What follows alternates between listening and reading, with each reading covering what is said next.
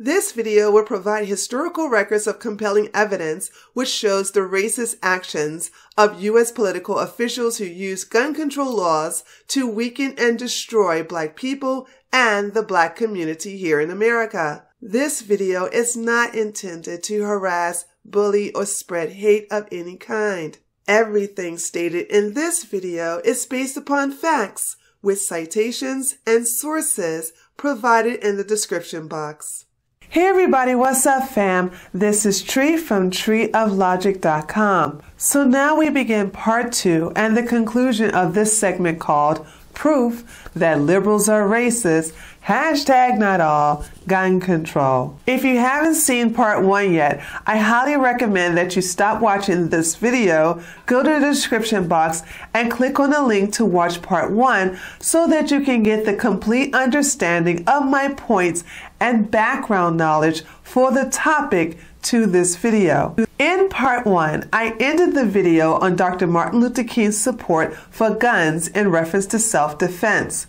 Now we began this video on another civil rights activist who was definitely a supporter of blacks owning guns for self-defense, Malcolm X. There's been a lot of talk said recently because I was supposed to have said something about Negroes should buy rifles.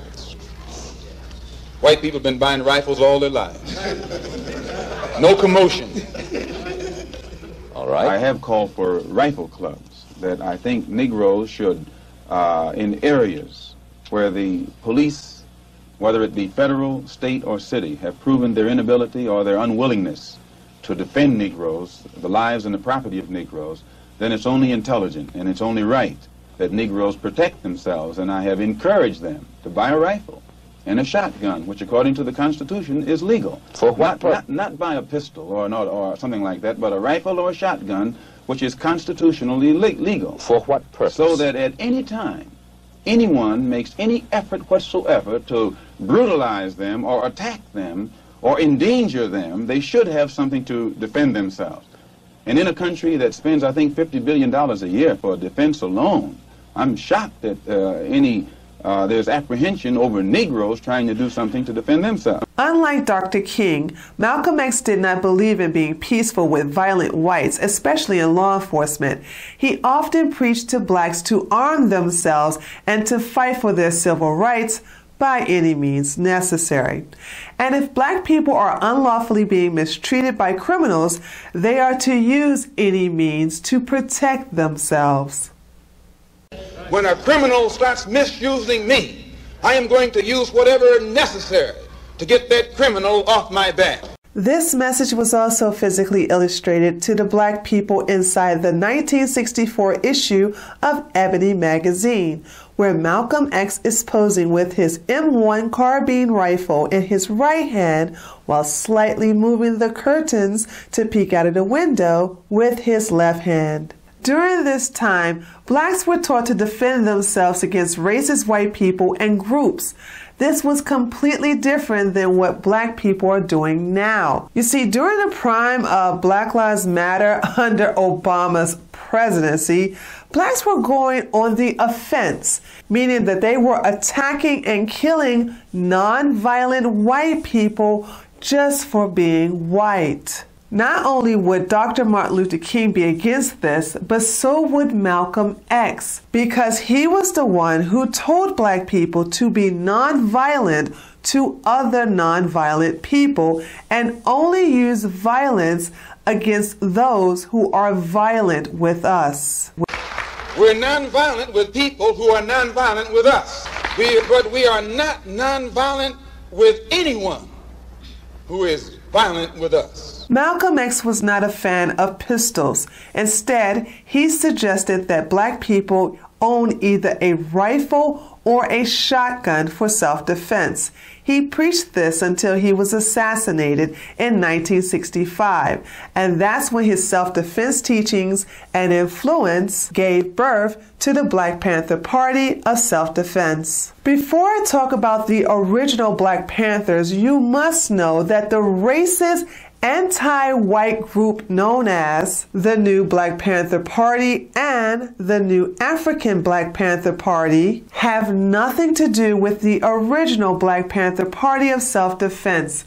As a matter of fact, members of the original Black Panther Party disavowed these militant racist organizations and called them an abomination. I'm not going to go into great detail about the original Black Panthers, but I will say that this organization was a godsend to the Black community during their time. They provided Black people with free food, shoes, health care, and law classes. They even convinced gangs to relocate their drugs and other illegal activities outside the ghetto. I'll provide a few links to video documentaries in reference to the Black Panther Party in the description box. I highly recommend that you watch them and learn the truth about this organization. The Black Panther Party of Self-Defense was started in 1966 by Huey Newton and Bobby Seale in Oakland, California. They were heavily influenced by Malcolm X and were determined to teach their members to publicly carry the weapons that Malcolm suggested, which were rifles and shotguns. You see, in California, citizens are allowed to carry loaded guns in public so as long as they are visible and not pointed at anyone in a threatening way. However, the Black Panthers took it to the extreme by taking their weapons everywhere for everyone to see, including the police. And they used this tactic to bring back justice and order to the Black community. You see,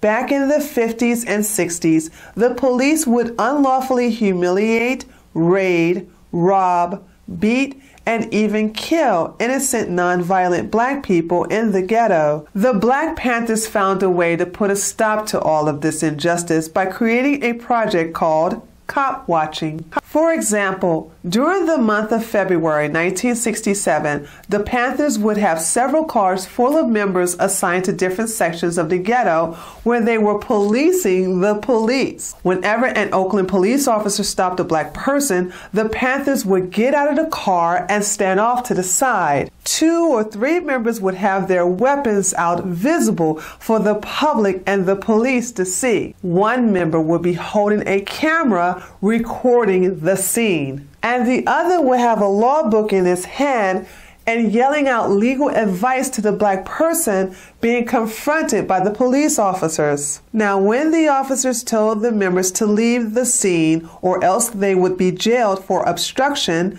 the Black Panther member would quote a penal code from the California law book stating that every citizen had the right to observe a police officer carry out his duty as long as they stood a reasonable distance away.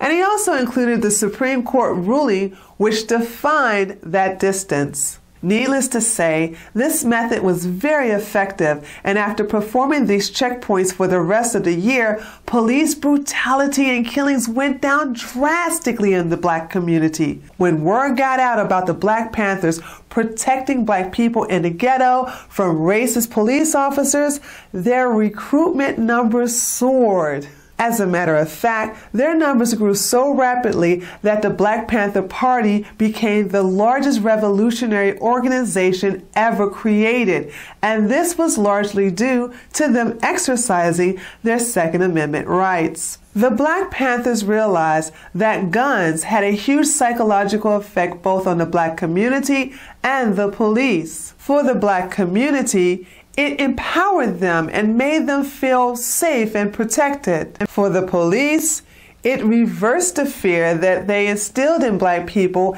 and made them realize that their victims were now armed and willing to protect themselves. But here's when things started to go wrong. California politicians didn't take too kindly to the Black Panther Party exercising their Second Amendment rights. So in 1967, they passed the Mulford Act, which was a bill named after Don Mulford that repealed the law allowing the public carrying of loaded firearms. This bill gained national attention after the Black Panthers gathered on the steps of the California State Capitol with their loaded rifles, protesting the bill. Governor Ronald Reagan was hosting a group of 8th graders at the time for lunch and was appalled by the demonstration. Later that afternoon, Governor Reagan told reporters that he saw no reason why on the street today a citizen should be carrying loaded weapons and that guns were a ridiculous way to solve problems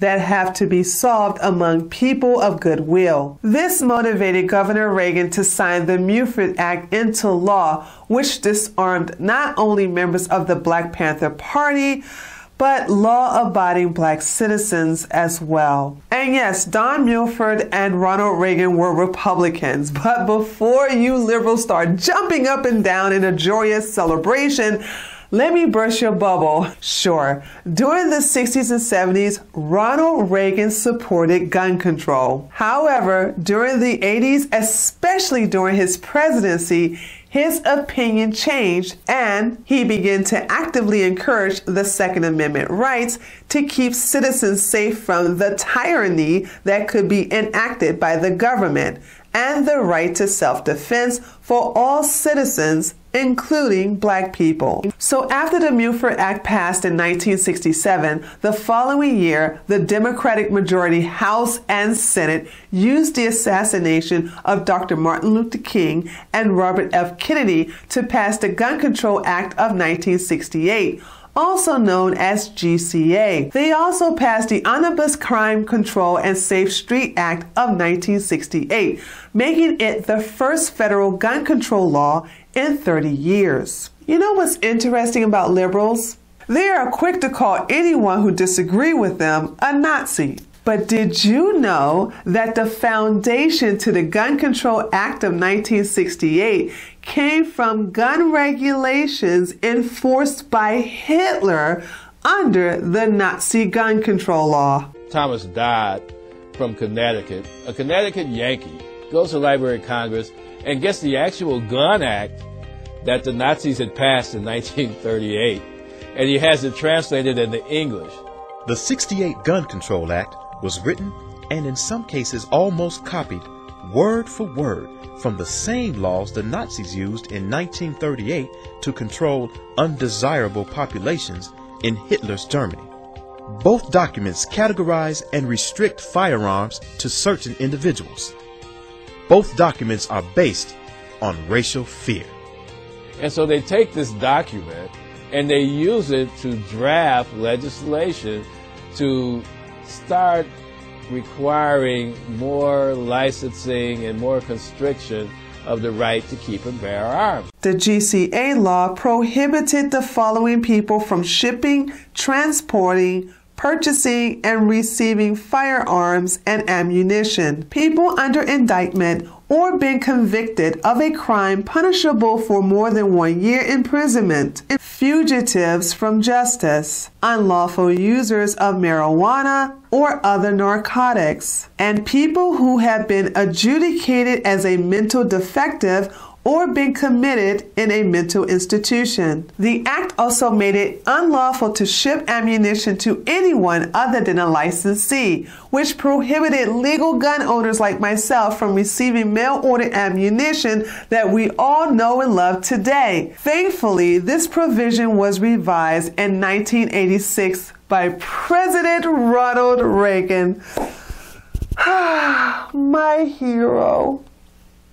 With the combination of these new gun control laws and corrupt police officers, along with racist liberal officials, many blacks fell under the restriction that prevented them from buying guns and or owning guns legally for self-defense. But now, let's move up to the president that liberals love to the core. President Bill Clinton. Now, even though Democratic President Bill Clinton signed the Brady Bill in 1993, that bill was not specifically targeting blacks. It was affecting everybody. But it gives me a moment to mention that Bill Clinton's mentor was James William Fulbright, who was an avid Klansman and a supporter of segregation. He was a racist Democrat who voted against the Civil Rights Act in 1964. You know who else voted against the Civil Rights Act in 1964? Robert C. Byrd, who was also a Klansman. But check this out. Robert C. Byrd wasn't just an ordinary member of the KKK. He was the leader of his Klan chapter. Guess who he was the mentor of? Hillary Clinton. Bill and Hillary Clinton both had mentors who not only voted against the Civil Rights Act in 1964, but they were active members of the Ku Klux Klan. Interesting. Now let's talk about the next Democratic president who was a huge supporter of gun control, someone who I consider the worst president in U.S. history, President Power Bottom Obama. Like all the Democrats in U.S. history, President Obama was a huge advocate for gun control laws that affected Black law-abiding citizens. Now, a lot of Black liberals who are still working for massa on the Democratic plantation get very angry with me when I talk negatively about Obama. But when I ask them to name me one thing that Barack Obama did specifically for Black folks, this is what I get.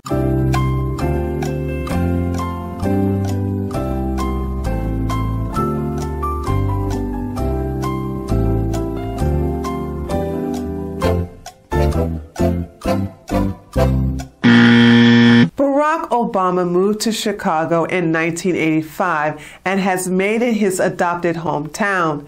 He has been a senator for the state of Illinois for 11 years before becoming president. As we all know, Chicago's strict gun control laws has done nothing to stop the gun-related deaths in that city. Check out these stats. Over 90% of the murders that occur in Chicago involve firearms. In 2015, Chicago police confiscated over 8,300 illegal guns. 3,930 people were killed during Obama's presidency. That's nearly as high as 4,229 soldiers who died during the Iraq War. The state of Illinois lost over 37,508 residents in 2016, bringing the state population to the lowest level since 2009 during Obama's first year as president. With Obama endorsing Black Lives Matter while condemning law enforcement officers, homicides in Chicago skyrocketed from 496 killed in 2015 to 762 in 2016. But according to liberals, gun control saved lives, right? Right?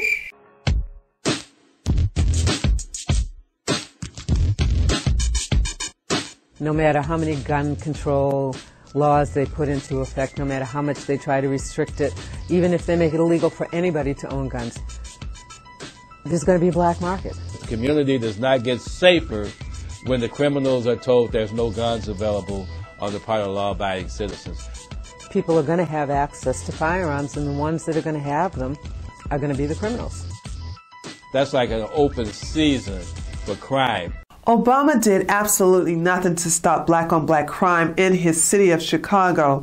As a matter of fact, he turned his back on Black law-abiding citizens wishing to protect themselves from other violent blacks in their neighborhood. But luckily, there was a black man who came through for black folks during Obama's presidency.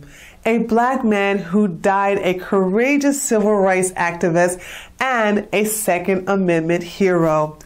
His name was Otis McDonald. Otis McDonald and his wife moved into a house in the Morgan Park neighborhood located in Chicago. As years progressed on, his neighborhood started to decline as gangs and drug dealers began to slowly take it over. his home and garage had been broken into 5 times, even though he had burglar alarms and motion detectors installed in his home. Otis McDonald wanted to purchase a handgun for personal home defense, but due to a Chicago citywide handgun ban that was passed in 1982 by Democrats, he was unable to legally own one. So when he applied for a gun permit, he was denied. As a result, the NRA helped him file a lawsuit against Chicago. So the city of Chicago, which lets a neighborhood in which your client, Mr. McDonald, live, go to seed, and can't stop the crack dealers and the drug gangs from terrifying and intimidating him, finds its way to stop him from defending himself. Was this a popular move in Chicago when all handguns were banned and then only the criminals had guns? Well, it was popular among the criminal element, and it was popular among politicians who could say that they were doing something and point to some law that they enacted. But of course, only law-abiding people choose to obey the law, and the criminals were not impacted by this. There's one thing that we know for certain. These laws fail. We've had over 30 years experience with the Washington, D.C. handgun ban. We've had a very long, sad record of experience in Chicago with its handgun ban. And we can say unequivocally that these prohibitions completely fail at making people safer. In fact, they usually make the crime rate worse. But even if... Go ahead. Go ahead, Alan. Now, even if challenging the law is unpopular, even if people could make a policy argument that perhaps it's better that we get rid of all the guns, we do have the Second Amendment that enshrines the policy choice in our Constitution. And if people don't like it, then they can amend the Constitution. But the Constitution is the law of the land, and it does make the policy choice that people have the right to defend themselves in their own home. The case was taken to the Supreme Court, who ruled in favor of Mr. McDonald, stating that the Second Amendment applied not just to all people, but to the states as well as to the federal government, and that Chicago was therefore not permitted to prohibit Mr. McDonald from owning a handgun for his defense. When I heard Justice Thomas's reading and how far-reaching back that it went, it was really, really touching. And my mother and father would have been proud of me. As you can see from both of my videos, part 1 and part 2, I have clearly presented to you overwhelming evidence of how liberals are the real racists when it comes to gun control laws. They have always been against the best interests of black people, and it's unfortunate that most black people don't take the time to research these facts for themselves. Instead, they believe the lies told to them by liberals, such as the Democratic Party has always fought for the rights of black people. I'm sorry. I can't say that lie without laughing.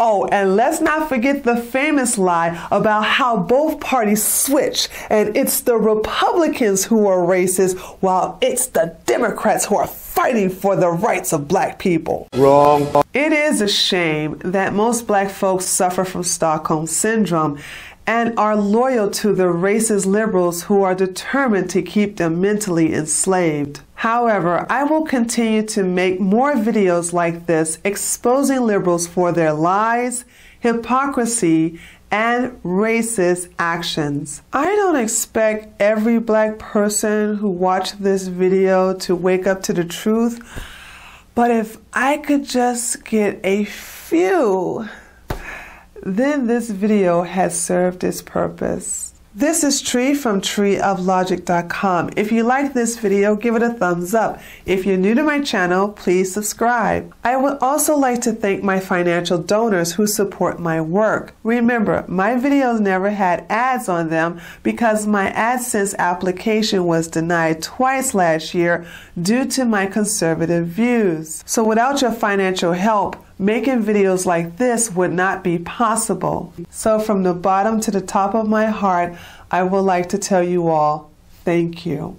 And if you would like to financially contribute to my work, a link to make your one-time or monthly donation can be found in the description box. That's all from me today, and I look forward to seeing you next time. Later, taters.